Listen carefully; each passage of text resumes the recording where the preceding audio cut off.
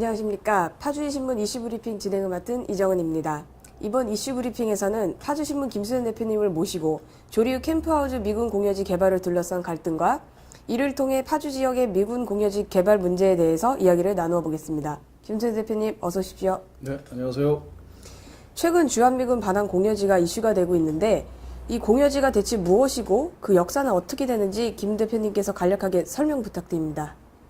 네, 미군 공여지는 한국에 주둔하고 있는 미군에게 기지, 시설, 군사훈련 등에 필요한 땅을 한국 정부가 미군에게 공여를 해서 미군이 사용권을 가지고 있는 땅을 말합니다. 6.25 전쟁에 개입한 미군이 1953년 7월 휴전 이후에도 계속적으로 주둔함에 따라서 이런 주둔지와 훈련장 등을 우리나라로부터 제공받아 미군이 사용하고 있었죠. 그 1971년부터 미군이 지속적으로 철수를 하고 한수 이북의 미군 기지를 평택으로 전부 옮기게 되면서 미군이 사용하던 기지를 우리나라 정부에 반환하게 된 것입니다. 현재 경기도 내에 주한미군 공여구역은 총 51곳이며 면적은 2억 1,057만 입방미터에 이르고 이를 여의도 면적의 72배, 서울특별시 면적의 약 35% 정도 되는 면적입니다. 그렇다면 현재 파주 반환 공여지의 현황은 어떤가요?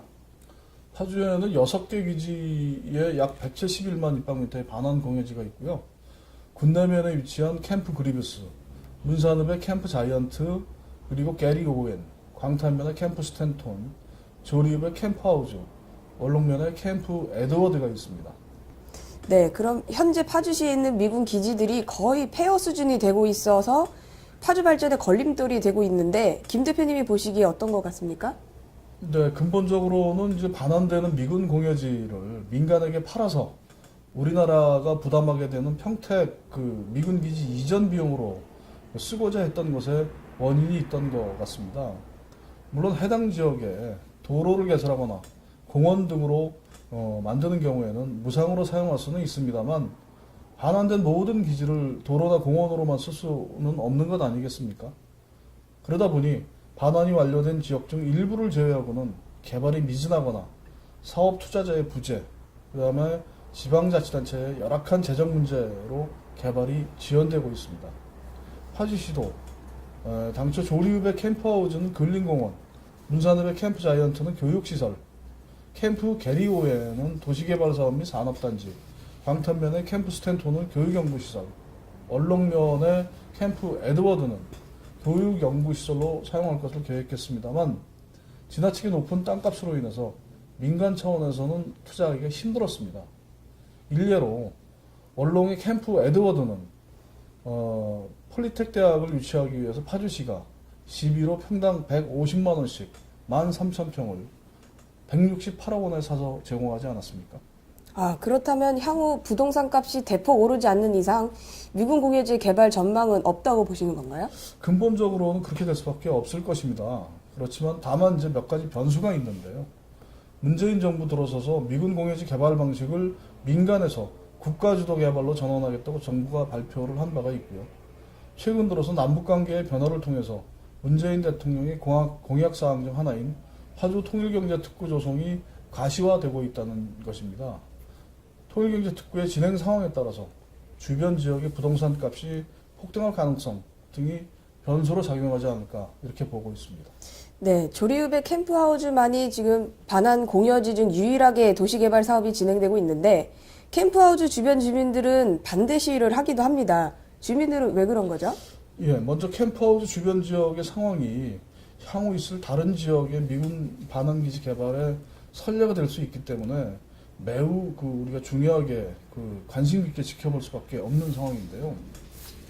지금 조리읍의 캠프하우스 인근 지역에는 2014년부터 도시개발 사업이 진행되고 있습니다. 그런데 이 사업이 제대로 진행되지 않고 있는 것입니다. 그림을 보면서 설명을 드리겠습니다. 캠프하우스 공원 및 주변 지역 도시개발 사업은 파주시 조리읍 동일천리 인근에 근린공원, 체육시설,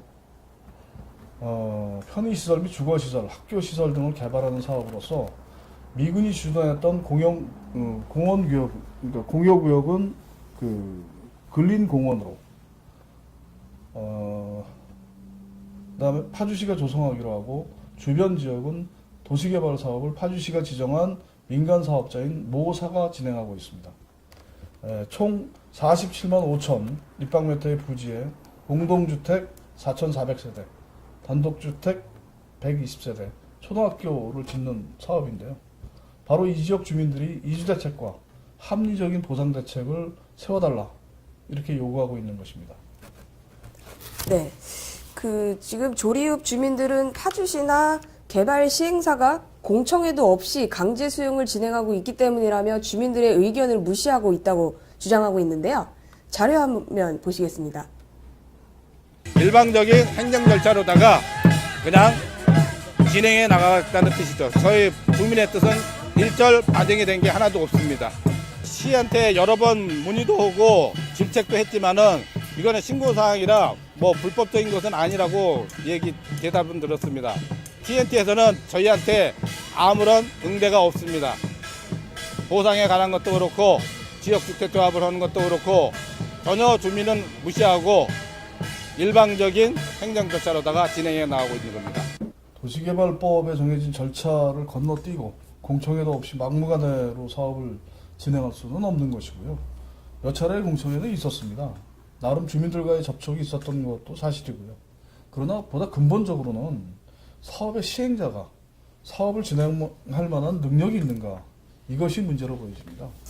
사업 시행자의 능력이 부족해 보인다고 하셨는데 그건 어떤 의미로 해석할 수 있을까요? 이 사업을 진행하는 데 있어서는 크게 두 가지 요건이 충족이 되어야 되는데요. 첫 번째로는 사업 부진에 있는 미군 기지를 사들이는 비용을 사업 시행자가 내야 되는 문제가 있고요. 두 번째로는 주변 지역 주민들과 지주들에 대한 토지 보상을 해줘야 되는 문제가 있습니다. 그런데 사업 시행자가 이 두 가지 문제를 다 원만하게 처리를 못하고 있는 것이지요. 사업 부진의 미군 기지를 사들이는 비용이라뇨? 이 사업의 부지내에는 61만立方미터의 캠프하우스 미군 기지가 있습니다. 이 부지 면적을 공원으로 조성하기로 하고 이 비용을 현재까지는 국비로 654억 원을 지원했고 사업 시행자가 346억 원을 내야 했습니다. 그런데 2016년에 32억 원을 낸 이후로 계속 돈을 내지 못했고요. 지난 연말까지 총 150억 원을 내야 되는 최종 시한까지도 돈을 내지 못했습니다. 파주시는 2017년에는 이 시행사가 내야 될 돈 30억 원을 사실상 대납해주기까지 했는데도 현재까지 돈을 못 내고 있습니다. 그런 돈도 못 내는 사업 시행자가 막대한 금액의 토지 보상을 해줄 수 있을까요? 이런 종류의 사업 모델을 보면 전혀 불가능하지는 않을지는 모르지만 어쨌거나 현재까지 보상을 못하고 있는 것은 사실입니다. 민간 사업인 경우에는 통상적으로 시행자보다는 이제 건설회사들이 자금을 대서 보상을 하는 것이 일반적인데요. 실제로 분양 광고까지 하는 단계임에도 토지 보상을 못하고 있다는 것은 이해하기 힘든 상황입니다. 김수현 대표님의 이야기를 들어보면 이 사업의 전망이 밝지 않아 보이는데 그렇게 이해도 될까요? 현재 파주시에는 사업 시행자가 사업을 진행할 만한 능력이 없는 것으로 판단을 해서 사업 시행자의 지위를 취소하는 행정 절차를 진행하고 있습니다. 그렇지만 사업 자체가 무산되느냐는 아직까지 알 수 없습니다. 이런 사업의 추동력은 이 사업의 핵심인 아파트가 분양이 될 가능성이 있는가에 달려 있는데요. 이 지역의 발전 가능성이나 향후 파주 발전을 통한 가치의 상승 등이 분양 가능성을 높일 수 있을 것으로 보인다. 이런 원론적인 답변을 드릴 수밖에 없을 것 같습니다. 네, 지금까지 미군 공여지에 대해서 개략적으로 알아보았고 또 캠프하우스 사례를 통해 미군 공여지 개발하는 형태를 알아보았습니다. 그렇다면 나머지 미군 공여지의 개발 전망은 어떻습니까? 이 역시 개괄적으로 설명을 드릴 수밖에 없는데요. 파주 지역의 발전은 역시 남북관계와 정부의 개발 의지에 달려있다고 봐야 합니다. 전자에도 말씀드렸습니다만 미군 공유지를 국가가 주도해서 개발하겠다는 현 정부의 정책, 그다음에 파주 통일경제특구의 조성이 결정적인 변수로 작용하게 될 것으로 보입니다. 지역이 발전하기 위해서는 무엇보다도 영내의 평화와 정치적 안정이 필수적인 것이고요. 이를 위한 시민들의 단결된 의지 표현이나 정치인들의 지역 발전에 대한 비전과 열정 역시 중요하다고 보입니다. 네, 잘 들었습니다. 지금까지 미군 공여지 반환 문제에 대해서 김수현 대표님과 함께 이야기를 나누었습니다. 대표님 감사합니다. 네, 감사합니다.